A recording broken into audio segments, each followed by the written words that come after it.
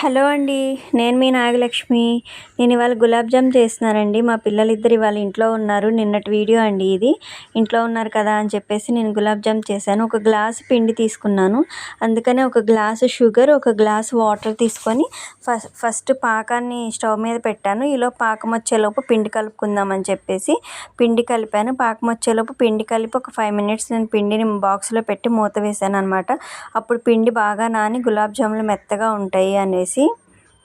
తర్వాత ఇట్లా రౌండ్గా చిన్నగా ఉండలు చేశాను. నేను చిన్నగానే చేశానండి, పెద్దగా చేయలేదు. ఎందుకంటే చిన్నగా ఉంటే పిల్లలు ఇష్టపడతారు అని. తర్వాత ఇలాచీ పౌడర్ వేసుకొని ఇట్లా నెయ్యి వేసి గులాబ్ జాములు ఫ్రై చేశానండి నేను. పాకం ఏం ఉండదండి దీనికి, కొంచెం జిగురులాగా వస్తే సరిపోతుంది అన్నమాట. నేను నెయ్యి వేసి ఇట్లా గులాబ్ జాములు వేయించాను. చిన్న తాలింపు గిన్నె ఉంటుంది కదా, ఆ గిన్నెలో కొంచెం నెయ్యి వేసి కొంచెం సిమ్లో పెట్టి నిదానంగా వేయించుకుంటే, మనం ఎంత నిదానంగా వేయించుకుంటే గులాబ్ జాములు అంత బాగా నాని అంత బాగుంటాయి అన్నమాట.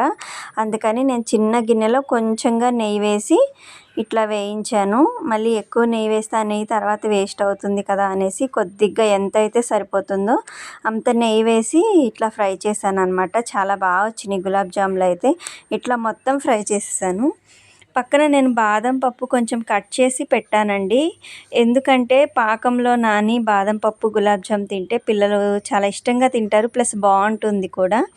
అందుకని నేను ఇట్లా చేశాను అనమాట. ఈలోపు మా శాస్త్రి వచ్చమ్మ నేను ఫ్రై చేస్తా అంది.